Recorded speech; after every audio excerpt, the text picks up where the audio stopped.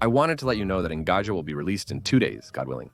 You always ask me in the comments about Engajo's story before its release. Where's Engajo's story? I swear, he's working on something with the books, and it will be released, God willing, the day after tomorrow, God willing. Let's now proceed with our sister Dasuka's story and mention her name. Adrian is scrolling on his phone, feeling sad as a video about Hajj appears. It reminds him of his late father, who used to cough.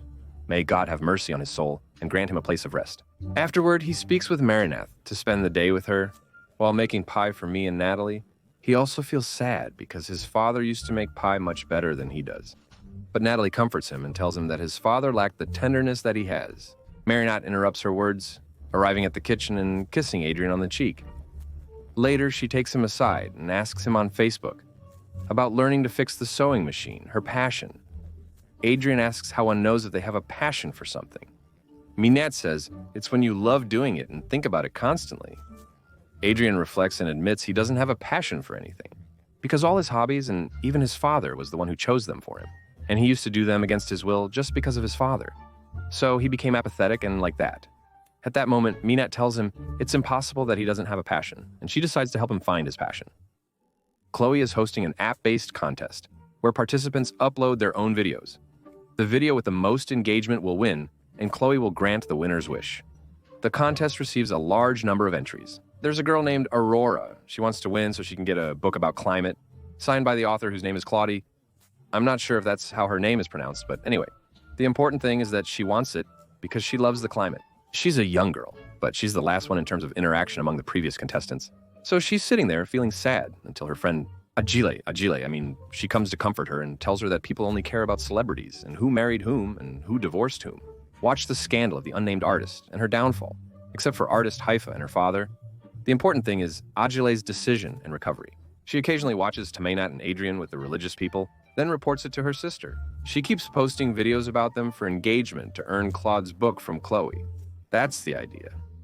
Then she tries to find out what's going on with Adrian, who keeps trying different things while she's busy filming them and posting their pictures on the Chloe app. Indeed, she starts to get engagement. But there's still a long way to go. Or, to get to the top, she has to use fake headlines or clickbait, like making it look like they're fighting or about to break up and so on. They said, yeah, you know what I mean? Is this the artist's fault? I don't know. The artist's dress, I don't know whose it is, and the lining, I don't know what's wrong with it. Abu al-Sahab, the interaction keeps growing and she's improving, but still stays active on the app. But the problem is that the competition only has 1 hour left. And when it ends, she gets frustrated and feels like there's no hope of winning at all. And of course, I don't need to tell you that Layla takes advantage of the situation and gives her a pep talk to motivate her, turning her into an evil character called the Queen of Climate. In short, we'll tell her to calm down, as she's always the Queen of Climate. Her power's controlling the climate. So, what did the Queen of Climate want? So is that it? Anyone Warwara affects becomes obsessed and follows her everywhere, even if they don't know why. Adrian and Maynard, her classmates, help her and witness all the rumors about her.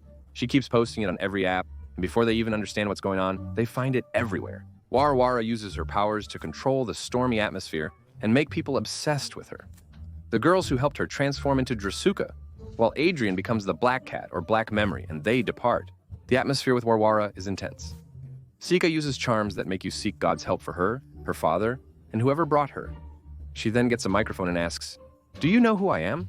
Warwara plans to strike the Eiffel Tower with lightning, causing it to send signals that will turn all Parisians into her obsessed followers under her control. With Maxi's help, who has horse food, the Black Cat reaches the Eiffel Tower before Warwara to thwart her plan. The Black Cat's moment is approaching. Morok flipped his cane dramatically as he cast a spell, asking what would happen if it fell on the Eiffel Tower or your mother's painting. Would it be completely destroyed? So, you're destroying the Eiffel Tower to stop her? She'll be stopped once the tower's destroyed. Later, Ladybug sneaks up behind her, takes the Akuma-infested umbrella, and breaks it. When she heals the Akuma, everything, including the Eiffel Tower, reverts to normal. Okay, so what's important? What happens at the end of the episode? After that, we see Maynard, who made a website for Ladybug and said that everyone should participate in it and apologize for what she did. She also teaches people about the climate, because that's her passion in the first place. But Adrian still hasn't discovered what his mother's passion is or how to find it. But Maynard tells him that it will take some time, and in any case, she supports him and stands by him because that's what's important, while Adrian is still on his way home. He runs aimlessly, but enjoys it. The clouds, the scenery. He discovered his passion, more on that later. Nathaniel, a boy who loves drawing comics, is passionate about it. But his strict mother disapproves of comedy and sometimes scolds him for his drawings. He tells him not to look, but the character writing is weak and the emotions aren't genuine, which needs to be addressed. The problem is that Nathaniel draws the comics based on the scenarios written by his friend Mark, who writes the characters and their stories. Unlike Nathaniel, whose mother is strict, Mark's family supports and encourages him in his pursuits. Oh wow, what wonderful parents. Maynard has a cold and considers skipping school to avoid Adrian, hoping he would understand. However, she ultimately decides to attend. She meets Nathaniel and Mark, who are discussing their comics. They argue because Nathaniel suggests Mark should reduce character dialogue and emotions. Mark counters that emotions drive his writing, and he can't simply stop that. This is the dynamic between Nathaniel and Mark at that moment. They judge whether Maynard and her friend's writing needs editing or not. But Maynard tells them that the writing is excellent and the emotions are really nice. At that moment, Nathaniel feels encouraged and completely forgets what his father said. And he starts drawing the comics. But when he gets to the end, he finds that Mark has written a very overly perfect ending. So Nathaniel decides to change the text himself and makes the ending sad. Surprisingly, Mark preferred it to his original ending and immediately approached him to print the comics.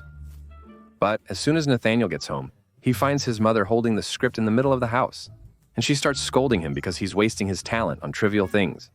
His family's very famous for architectural and industrial drawing and all these great things, and this ungrateful son is drawing comics. He's drawing dog comics. So his mother forbids him from drawing any comics. Nathaniel meets his friend or lover Mark on a terrible day. He tells Mark's secretary at that moment.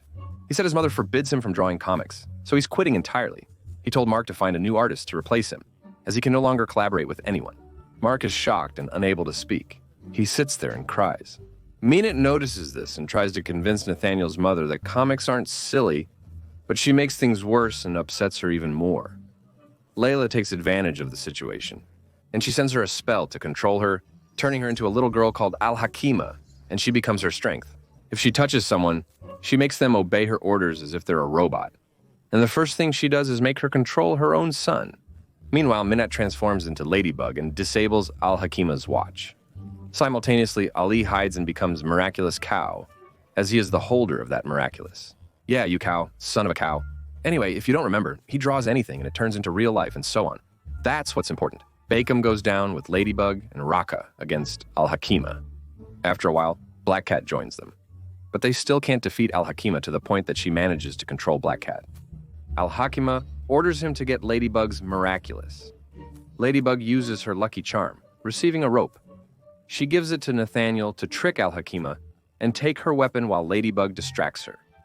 However, Ladybug gets captured too, and Al-Hakima demands their Miraculouses before taking them. So then Nathaniel surprises her and takes her weapon, using it against her. He orders her to destroy the object containing the Akuma, and then he tells Ladybug to heal the Akuma. Everything has returned to normal, thankfully, and the effect of this control goes away. So Nathaniel and Mark present their comic book version to Nathaniel's father. At that moment, Nathaniel's father likes the comic, but his mother doesn't. But she doesn't stand in his way. She tells him, "Follow your passion, my son, as long as you love it. Do what you think is right, and neither I nor your father nor anyone else can stop you. I'll leave the house to you. I gave birth to the brave one. You truly are remarkable." Honestly, I added this last part myself, but that's what I perceive in the final scene. Mark and Nathaniel, two of Nathaniel's friends. Nathaniel confesses to Mark that he is carrying the Blessed Miraculous. So Mark helps him and says, "What is this?" "And I too am carrying a rooster. May God help you, you have your father." "You too," in front of Nathaniel, his father Jacob says to him, "That's your mother's rooster. Your father's not gone. Let me tell you, that's your mother's rooster." I added this part myself. That concludes today's summary, Qabl al-Sahab. More updates are coming, so stay tuned in the comments, subscribe, and like. You'll get all the latest from the screen. This was a story with Tata Tata, and now it's over.